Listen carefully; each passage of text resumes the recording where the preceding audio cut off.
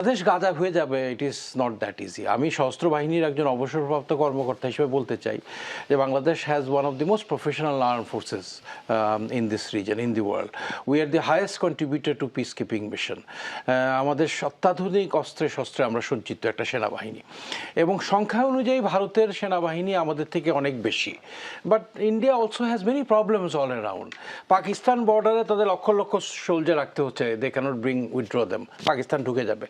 কারগিলে 3 লক্ষর বেশি, সরি এই যে কাশ্মীরে ডিপ্লয়েড আছে। চায়না বর্ডারে বিশাল সংখ্যক ভারতীয় আর্ম ফোর্সেস ডিপ্লয়েড আছে, 7 সিস্টার্স আছে। এবং আমাদের জন্য যে dedicated force, it will be less than our total arm forces. এবং আক্রমণ করার জন্য সূত্র হচ্ছে you have to be at least 3 times larger.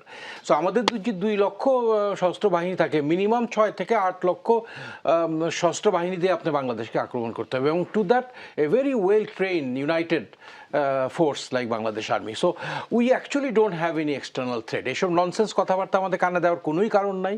আমি দেশবাসীকে আশ্বস্ত করতে চাই that there is no external threat.